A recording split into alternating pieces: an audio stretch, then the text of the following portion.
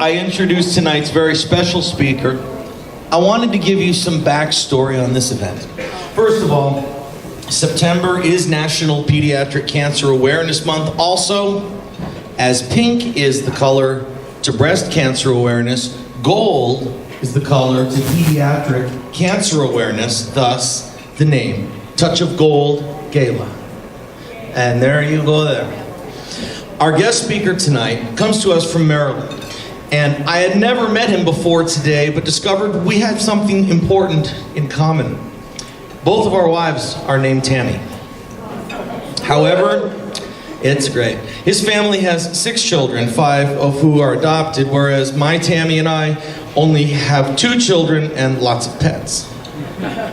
Anyways, our speaker is a man who wears many hats. He is an author, he works in life insurance, retirement planning, he is a public speaker, a committed family man, and a pastor.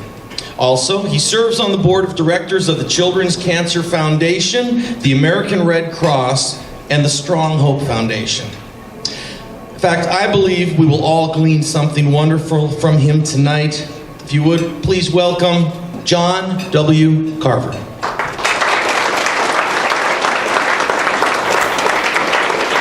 Appreciate it very much.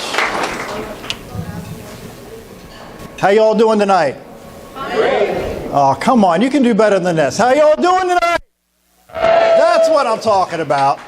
This evening I want to share a story, a very long story in a very short amount of time.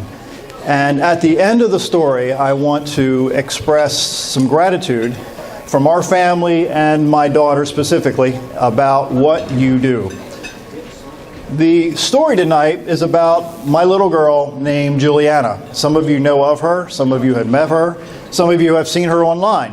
But the story starts several years back when my wife and I got married. I had hair and I had dark hair, and a long time ago. I wish I had that hair back again. So make a longer story short, we tried to have children for 9 long years. Does anybody in the room know people who tried to have children and could not have children? It is not a fun journey. So we tried for a very, very long time to have kids, and science did not cooperate with us at all. So we started interviewing adoption agencies. This is after 9 years of seeing babies in malls and going to church, and people in church are having kids. All they got to do is sneeze and they have a child, and we can't do anything like that. Science is not cooperating with us at all. So we, decide to start adopting. So we eventually chose a country called Russia to start adopting. So we interviewed, we went through a whole bunch of paperwork and lots and lots and lots of money to adopt some kids. So we traveled overseas once upon a time and adopted a little girl who we named Rebecca. Rebecca was almost 5 years old. She was very small, her stomach was bloated, didn't eat a whole lot, and within about a day we went over and adopted a little boy too. Now this was all pre-planned. So the boy was 2.5. We adopted him, and then we thought, we're done with kids, we're all done in Jesus' name, all that stuff. So my wife got her retirement check in from her former employer, because when we started adopting kids, she decided to stay home. So she got this check in. She goes, well, hon, we never really had a baby. And I knew what was coming, because this check was going to be gone. It wasn't going to be invested. It wasn't going to be put in mutual funds. It wasn't going to be put in an IRA. It was going to be put in another child. So we did the paperwork, traveled back overseas, and adopted a little girl, 6 months old, whose name now is Lindsay. Lindsay is very flamboyant. She is now 17 going on 32 and has always been that way. Does anybody know anybody in the room as a kid who, you acted way older than you thought? Well, ever since this little girl was tiny, she thought that she was somebody. So we were done. We had a family of 3 and we were done. Man, a great family. The house started shrinking. And then all of a sudden I had this brainstorm to take a humanitarian trip overseas to take some, about a half a ton of clothes and toys and shoes and all kind of stuff over to a bunch of orphanages over there. So I invited my parents, and we were shopping, and our church was donating a bunch of stuff. So I get a call in a store. Again, I'm squeezing a long story into a short amount of time, but we were in a store, I was in a store, had 2 shopping carts full of stuff for the trip. And my adoption attorney calls me up and says, hey, John, we got this little boy. We can't place him, and we thought that maybe you would be interested. I cut him off mid-sentence. I said, Ron, there is no way we can afford to adopt another child. So you can read between the lines what's happening next, right? So eventually we went overseas, and I'm sitting on the floor playing with this little boy. They accidentally walked in the room, who was going to be our fourth child, as you can probably foresee. And I'm sitting on the floor playing with this little guy, and I'm talking to him in Russian. I'm fluent totally in that language. I know, where's the bathroom, and, get up, sit down, shut up, and stuff like that. About 10 words. So I'm sitting on the floor introducing myself to this little kid. He's about 18 months or so years old. I'm talking baby talk, and, as little languages I know. And the doctor, and I told him I'm John, Vanya over there. And the doctor across the room says, "Niet, papa, papa." Means, no, you're daddy. I'm like, oh, no, how are we going to do that? How are we going to adopt a fourth child? We can't adopt a fourth child. So as you can read between the lines, God works stuff out. So we decided to adopt this little boy. We brought him home. Our house shrunk even more. Have you ever been in a situation where the more kids you get or have, your house starts shrinking? Well, we eventually moved within about a month or two of adopting him. So about a year after that, I had this brainstorm. I had this hunch. Anybody have hunches before? A brainstorm? You think, this is a great idea, right? So I had this hunch to hold this meeting for other families that may want to adopt internationally. Because we're experts, man. We've adopted 4 kids. We spent at that time, about $80,000, $85,000 in adoption fees. We're broke. But you know what? Adoption's a great thing. So we hold this event, and we had this meeting, and I advertised it, did a lot of marketing, and invested a lot of money in advertising and stuff. Our adoption attorney from out west, he flies in from California, and thinking that we're going to have a room this size full of people that are really, really interested in adopting all these starving and homeless children who live in orphanages. 8 people showed up in a room this size. I was slightly embarrassed. So after the meeting, I'm ready to fall apart. So we're sitting upstairs in his hotel room. And of course, he brings his photo album of waiting children who he was going to present to some families that may want to adopt, and the 8 people decided not to, adopt anybody. So we're going through the album, and this little girl jumped out of the album who had crossed eyes, which our 4th child, the boy that we adopted, had crossed eyes, and I started to cry. Now, I'm going to try to get through this whole thing without crying. So if I start, just look that way. Don't look at me, okay? Because I'm a crybaby. So I'll really try hard. Anyway, so we go through the album of this little girl, and I start to cry. I'm thinking, what is wrong with me? We're done adopting kids. 4 kids is enough. Can anybody agree that 4 kids is enough, right? We're done adopting kids. Adoption is not free. And I'm not rich. Anybody here rich? No, I don't want to embarrass anybody, but I'm not rich, okay? So this little girl happened to live in Belarus, and Belarus is near Poland. So we decided to, travel over there, and this is a little girl. Her name, we called her now Juliana. She was about 20 months old or so. Beautiful little girl. She loved us. She, came to us, and all this is on YouTube, by the way. And she jumped into our arms, hollering us Papa and Mama. Of course, they taught her how to do that. It melted my heart immediately. And everything was really going great. And then while we were overseas in the orphanage director's office, we found out, this is going to blow your brain. What we found out that she had a sister in another orphanage across town. Let that sink in for just a second, okay? She had a sister in another orphanage across town. This fell through the cracks, obviously, of the paperwork that we were going through to adopt this little girl. Because if we would have known, by the way, that there were 2, you'll understand why momentarily, this would have never happened. So we're overseas in the orphanage director's office. They're stamping the adoption paperwork. They love to stamp things. So we're there, and she says, well, would you like to go meet her? Well, we're halfway around the world. Let's go meet her. So we jump in the van, we go meet her. Yep, definitely. So longer story short, we go back and eventually adopt her. So now we have 6 kids, and we're done. In Jesus' name, can I get an amen? Amen. Woo! We are done. 6 kids is enough. So eventually we moved out of the house we were in. We had another house built because the house was shrinking, and I'm slightly hyper. Can you tell? Can you tell I'm slightly hyper? It was getting a little bit much with a lot of kids in a very, very small amount of space. So the kids started to grow up and everything was great. And the kids are happy-go-lucky, everything's wonderful, everything's grand. The kids are, they participate in birthday parties, and every year we have an adoption day. So on the anniversary date of their adoption, we sing Happy Adoption Day to you. And see, I'm not making a lot of money, so they get $1 per year. I know it's pretty cheap, I get it, but with 6 kids times how many years, that adds up pretty quick, right? So we give them $1 for each year that they've been adopted. And then in 2007, our youngest girl came downstairs and said, "Mommy, I have a bump under my arm." And we looked at the bump, and it was pretty big. Juliana was 5 years old at the time, and we took her to the hospital, to the doctors. They ran some tests, and we found out that Juliana had cancer, 5 years old. Now, she was a happy-go-lucky girl.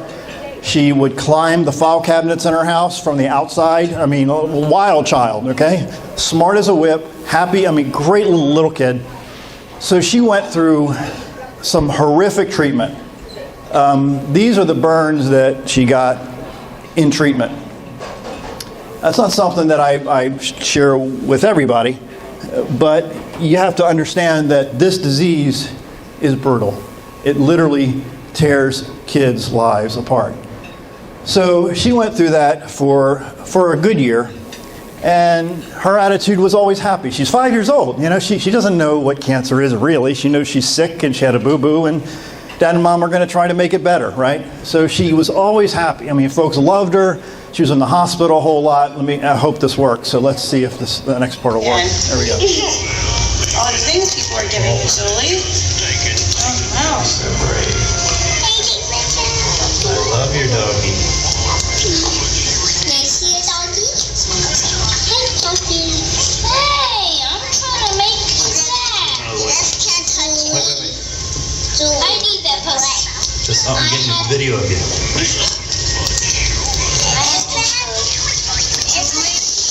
I need you to raise your other arm for me. Good job there. That's what I need.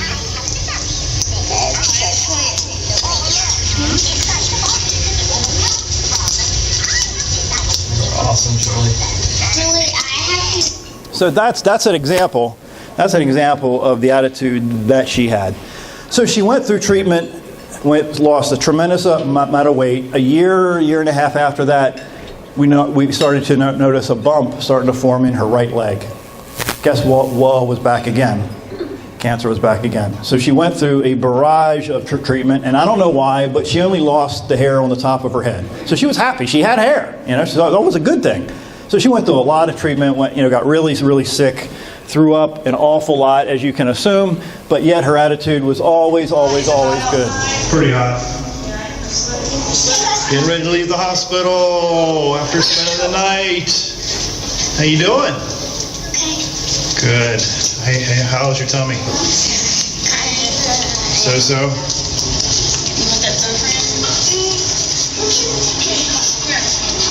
So she, kept going. She didn't stop. She loved to play. She didn't let this disease slow her down a whole lot. So one day we were at my wife's uncle's funeral. We were in the graveyard of all places, and the service was beautiful. It was really, really good. So we're standing out there waiting for the preacher to do his thing. You all know preachers who just go on and just go on and go on and go on. Well, this guy was going on and going on and going on. So all of a sudden, our daughter said, "Mommy, I think I'm going to pass out." Guess what was back for the third time? This time, the disease was in her chest and in her lower parts. It was actually squeezing her so bad inside that if it would have squeezed a little bit more, it would have popped her heart and she would have bled out. It was horrible. So we took her to the hospital. The doctor said, in fact, that we're going to make her as comfortable as we can. And if you've ever heard those words, comfortable as we can, that's code word for your child is going to die. And I can remember sliding down the wall, literally sliding down the wall, because my child was going to die. So she got through that in record time. I got a call one day. There were some scans done. I was at work and I was driving to see a client.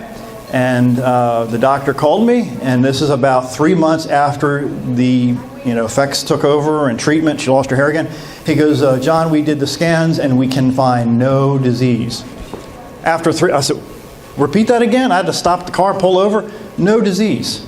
Fast forward another year, guess what came back again? This time, it came back in her right eye. We're talking the 4th time now this child has had cancer. It was above her eye in a very, very bad way. So she had an operation to take out the tumor above her right eye. Now her eye is still droopy because of that. And we weren't even done. So the cancer has returned now 3 more times. So she's had it a total of, if my math's correct, 7 times since in the last 9 years. Can you imagine your child having this disease 7 times? July 1st rolls around of last year, so we found out through another organization, another whole longer story, that Chef Irvine was going to be in Washington. Chef Irvine is a chef on TV, and he's got his some shows and stuff. So he wanted to meet our daughter, because our daughter wants to be a chef one day. That's her goal in life, to be a chef. So they met, and he promised her that he is going to stay in touch with Juliana Carver. Yeah, right. He's a celebrity. He's a millionaire. We're just nobodies. We don't know anything. We're nobody. And guess what he's done in the last year and a half? He's texted her. He's FaceTimed her. He's stayed in touch with her. He calls her because he knows that she wants to be a chef when she grows up. So they've built a strong relationship over time. So about a week or 2 after this event, we found out that she had the disease. Now I'm backing up a little bit, for the 5th time. Let's learn our things from me. What's going on with John? This is really hard this time. Every time it's hard.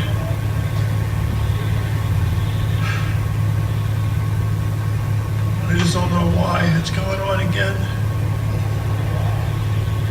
Why this cancer won't just leave her alone. It's just so hard. I'm so afraid I'm gonna lose her again.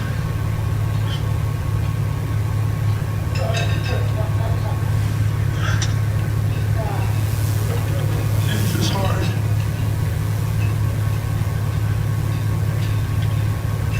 I really need your prayers. Because I'm scared. I'm really scared.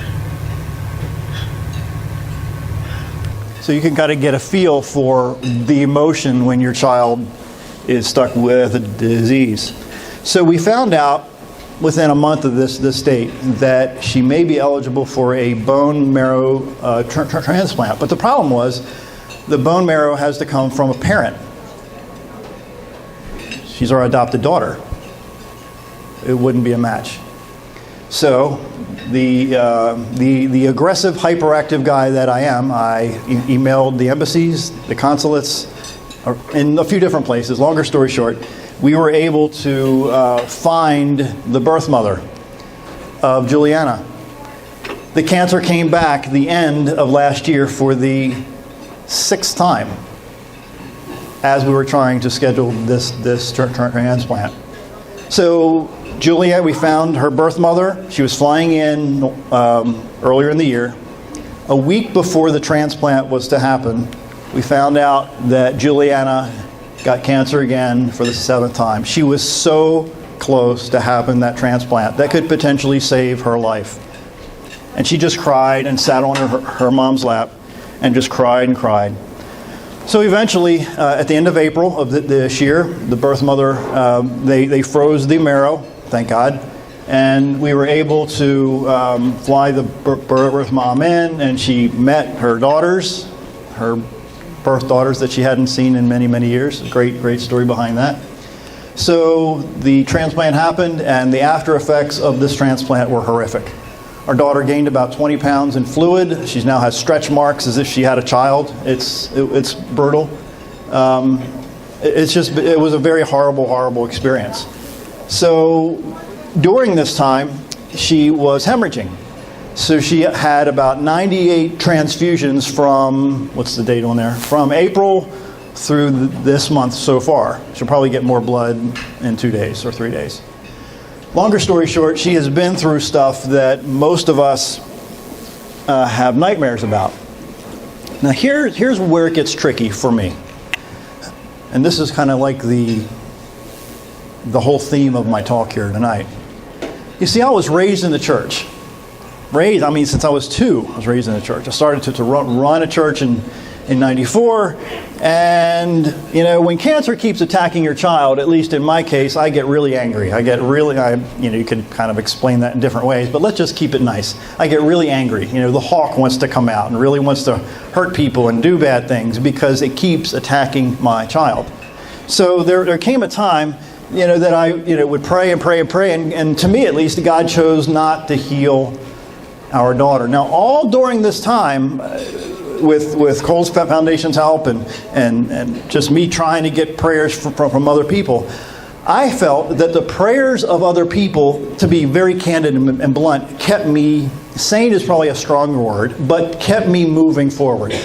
Because if I wouldn't have had prayers of people that kept us held up, we would have fallen apart so many years ago. So in time, there was, I felt hatred for God. Did anybody get kind of mad at God at times because life isn't handing you the kind of stuff that you really want? So, we decided to, keep moving forward because we really had no choice for our girl. So let me just kind of digress just for a minute here. And then I have at the end a message from Juliana for all of you here.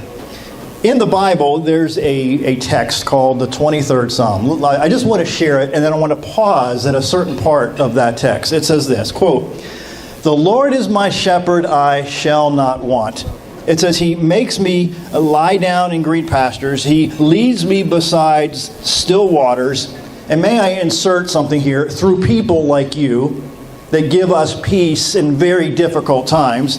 It goes on to say, He restores my soul. He guides me in the paths of righteousness for His name's sake. But listen, this is the part that completely blows my mind. It says this, "Even though I walk through the valley of shadow of death, I will fear no evil because you're with me." It doesn't say even though I walk up to the valley of the shadow of death. It says even though you walk through it, that God's going to be with us. But you see, we could not have gone through it if it wasn't for people like you who said there are hurting families out there that need to be lifted up. I might never ever meet them, but because they're going through it, and I love them enough to take some time to pray, to take some time to send a card, to take a measure of my love to share it with families who are so desperately sinking so fast.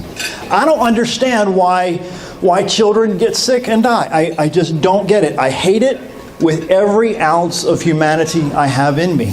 But I do know this, that people like you keep people like us off the edge of despair. Let me say that again. People like you keep people like us off the edge of giving up and throwing in the towel and quitting. You have an incredible role that you may not know that you have. There's a story. Let me just read it. There's a story about a boxing guy. He said, in boxing, you're on your own. He says there's no place to hide. He says at the end of the match, only one boxer has his hand up. That's it. He has no one to credit or to blame but himself. Rather, this person who boxed in high school says his coach's greatest goal was to teach his boxers that they absolutely, positively, without question, had to be, quote, get up fighters. Get up fighters, he says. If you're in a ring just once in your life completely on your own and you get knocked down, but you get back up again, it's never to be forgotten, ever. You'll always remember getting back up again. Your sense of achievement is distinct and unique, and sometimes, listen, this is the part that grabbed me. And sometimes the only thing making you get up is someone in your corner yelling, get up, and get up. That's what Cole's Foundation has done for my family. That's what Cole's Foundation does for, thousands of families now across the country. They're yelling at them to get up, get up. Don't give up. Don't quit now. Do you know how important that is to people like me? Because people who lived in their shoes, guess what? Had people rallying around them saying, get up, don't quit. I'm going to hold you up because you can't hold you up now. Because I see you falling. I'm going to stand alongside you and lift you up. I'm going to come alongside you and pick you up. That's what Cole's Foundation does. The power of knowing that you're not alone is life-changing. I'll say it again. The power of knowing that you're not alone is life-changing. You might want to write that down. I'm almost done. Since 2007, our girl has had cancer 7 times. They took off 800 milliliters of fluid around her heart 2 weeks ago. Last week, they took off 1.8 liters of fluid around her right lung. She's 65 pounds, soaking wet. How can that be? I don't know if we're going to have her next year. I don't know if we're going to have her in 3 months. But I do know that people like you are going to keep us going. People like you are going to keep yelling in our ear to get up, get up, get up. I'm going to share an example of one part of what Cole's Foundation did for our little girl 8 months ago or so. So Juliana's not feeling that great today. She started with diarrhea from the irinotecan chemo last night, and we found out she needs a blood transfusion today, and her platelets are low, so she needs a platelet transfusion either today or tonight or tomorrow before we go home. Hopefully tomorrow when we go home. So not going home today, doesn't sound like. But she got a really cool balloon, and it sings. Show them how it works. We've never seen anything like it. I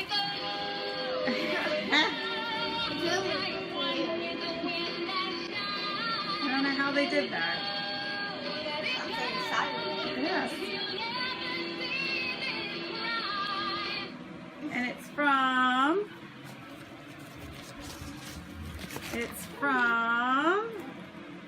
our friends at Cole's Foundation. It says, praying for you and sending your love. So we thank you very much. That's a little example of what you do. Do you know how priceless it is to put a smile on a little girl's face who hates to be in the hospital? She's been in the hospital for months and months and years.